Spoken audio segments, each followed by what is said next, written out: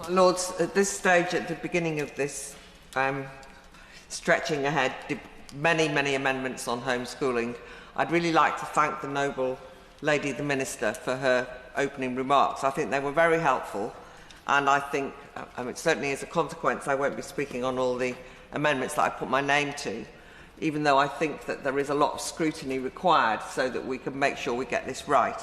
But I do want to raise, if you want, sort of slightly my broad concerns that she can maybe come back on, why I think it's reassurance is needed. My interest in homeschooling is more concerned about state overreach and a trend that I've been writing about, commenting on for some years, of undermining parents and their autonomy in relation to the state and getting that balance right. I think in that context, the proposed provisions to regulate homeschooling do seem to be predicated on a change in the way the state views parents. So let me just explore what that might mean. I think that the primary relationship that children should have for their well-being, development, nurturing, education and indeed safety should be with their parents and not with the state. And then we have historically said that parents then will look to the state for schooling, but it's an option rather than a requirement.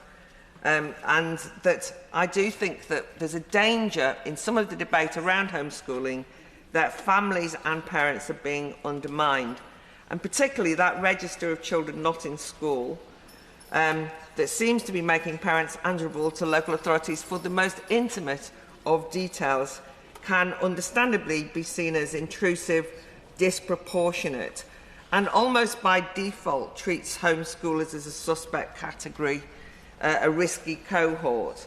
And even the Minister's emphasis on safety today, I think, might give that impression. So I'd really like for some clarification there, because I generally don't understand the catch-all nature of some of the provisions in the bill.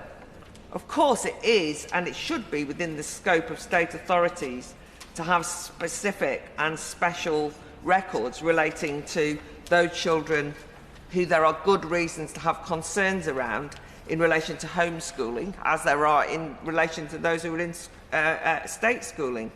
But can it be the case that the simple fact that a child is being homeschooled is itself seen as a risk? And that's what I fear is happening. If that's not the case, then that's very important, because I think that's where homeschoolers feel that increased state surveillance of children and their parents implies that shift in relationship. I also think, just to finish, that the noble Lord Frost gave us a very useful reminder earlier when he said we shouldn't presume that everything that happens in families is potentially a bit dodgy, or in terms of homeschooling, and we certainly should not presume that anything that happens in terms of state schooling is in and of itself a good thing, or that there's no room for queries. And I think that it was useful when the noble Lord Addington reminded us a moment ago that for many parents that initially homeschooling was a reaction, a response to the fact that they felt that schools were not able to provide special education provision that was needed. We've had a situation in recent years where we've been reminded of the many children who are now not attending schools, and it was something that many of us warned about during lockdown, when we said that the state closure of schools across the board would lead to a breach of the educational and social contract. It would mean that there would be problems later on in those children returning. I remember arguing that, some of us did argue that, and we were treated as though the threat was that we wanted to have schools kept open.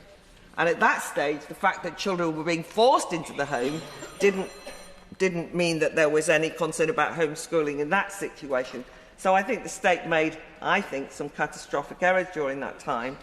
And we're just at the moment dealing with the aftermath of the rape grooming gangs, and I'm glad that the government have taken that on board. There's now going to be a national inquiry, and we read the Casey audit and so on. And can we remind ourselves that many of those young victims were in state care homes? Many of them went to school, and teachers, we know, knew what was going on and looked the other way. So I just think it's a useful reminder that when we say we're only looking at homeschooling through the prism of safeguarding, that we have to be careful that we don't in that way end up smearing so many parents or either becoming complacent about the weaknesses of state provision over the years.